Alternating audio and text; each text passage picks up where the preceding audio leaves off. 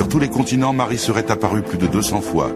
Si tous les lieux d'apparition ne sont pas reconnus officiellement, ce sont tous des lieux de ferveur mariale. Le plus important au monde est celui de la Guadeloupe au Mexique, avec 20 millions de pèlerins par an. Dans les campagnes comme dans les villes, partout, la Vierge Marie séduit. Fait exceptionnel, dans l'histoire, le culte pour Marie n'a jamais faibli. Aujourd'hui encore, il demeure très présent à l'heure où la pratique religieuse diminue. Comment expliquer un tel succès? Quelles en sont les raisons? Pourquoi la Vierge Marie fascine-t-elle autant?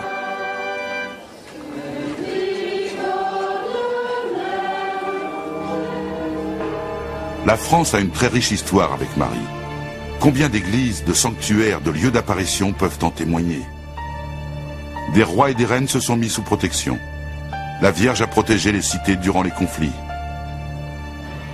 Ainsi, pendant la guerre de 100 ans, la ville de Poitiers était attaquée par les Anglais. Un traître voulait donner la clé de la cité aux envahisseurs.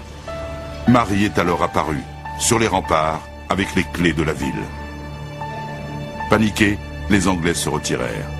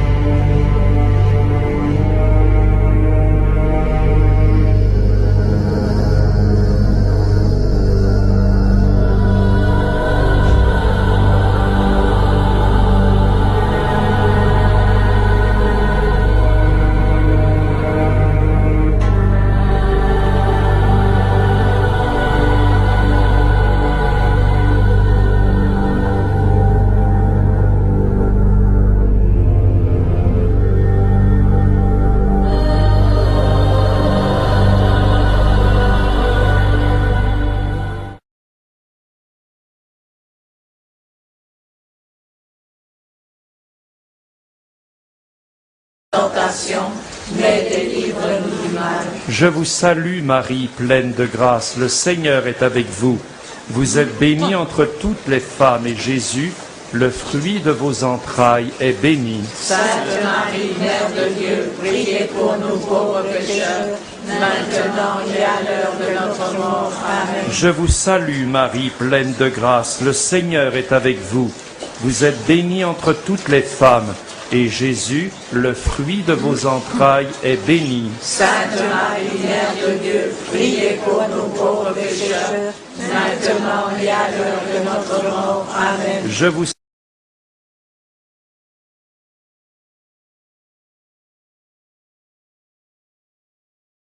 Depuis l'apparition de Marie à Bernadette Soubirous en 1858, Lourdes est devenu le sanctuaire le plus visité d'Europe.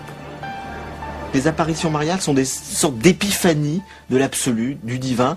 Il ne s'agit pas évidemment de Dieu qui est présent, mais il s'agit d'une manifestation du divin à travers la figure de Marie qui vient parler aux hommes. Donc on peut dire que tous les lieux où Marie est apparue sont des points de jonction pour les gens entre eux-mêmes l'humain et le plus lointain, ce divin transcendant. C'est pour ça que les gens se déplacent. C'est pas simplement prier Marie chez soi. On a besoin d'aller à un endroit donné qu'on estime sacré. C'est un lieu sacré.